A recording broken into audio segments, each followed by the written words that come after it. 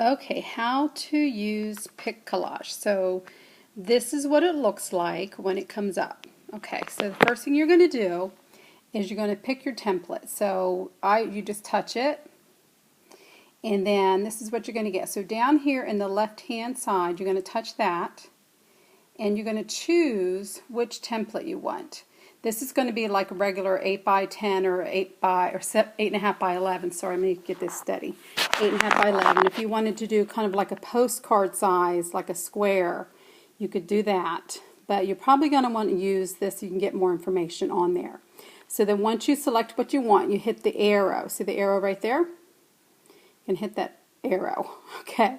Now, the first thing you're going to do is you're always going to go to this plus on the bottom. That's where you're going to have all your choices. And the first thing I usually do is pick my background. Now, since you want it to be kind of, if you're going to print them out, you're maybe not going to want to select too much color for your background. Let me get a little closer. I'm doing this in a darker room so it would show up. So you might want to slide this. I'm doing it on my phone because I think that's probably what you're going to be using. I would probably select the white background with the pink hearts. And then once you get that selected again, you're going to hit the check mark. Now you hit the plus again, plus you're adding, okay? And then you're going to start to type in, you go to the text to type in anything. And then it comes up right here. Then the A with the circle of colors is how you're going to pick your font, your color, and what font you want. And if you want any background to your actual typed in text, you can see right there, I don't know if you can see it, but see how it's got white background? Okay, so you tap that, and these are the different scripts, block, different type of font.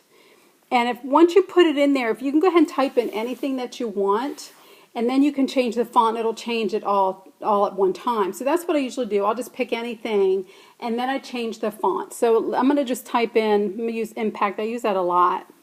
And I'm going to put Hi Gloria space. Okay, and here's the cool part. So hit the check mark. You can make it bigger. Now let's say that it's, okay, that's obviously too big. Let's say you can't get it straight. All you have to do is shake it, and you'll see at the bottom it says to undo straightening, and then just slide that down. Okay, why isn't it sliding it? There we go, slide it down. Now it's straight, and you can slide it up. It'll pretty much stay straight unless you really mess it up. Now, if you don't like something you did, see this little arrow here to reverse it? That reverses it, okay? So you can type in any kind of font, but let's say you want to change the actual font. Tap it, double tap, and let's say you want to make it chalkboard or marker or gorditus, anything you want. And one of them that's really cool, but sometimes it's hard to read, is the Lever Boy. Check that out. Anything that's capitalized gets a heart. So sometimes that can be difficult to read. One of the things I've noticed is people don't pick text that is easy to read. I'll look at something and it'll save to you pictures. Once you're done with it, I'll show you what to do with that. But they don't always look at it. So down here, these three little dots, if you go to that, it'll change how it's centered and it'll outline it. Let me choose a different font so you can see what I'm talking about. Okay, the text, let's do this one. And if you outline it and then unoutline it, you see how it's a little bolder? So it'll be easier to read if it doesn't have the white outline around it sometimes. So that'll definitely make a difference for you. Now let's say we want the background to be pink. There we go. The blue doesn't look so great, so let's make the text to be black. That looks pretty sharp. Or it could even be white to really stand out. So you can see how this is looking. See how sharp that looks? So you're getting the idea. Now to add the pictures, because I know that's important to you. Plus, see where it's got web search. So put the web search in, and we can do Mary space. See, Mary Kay's coming up already.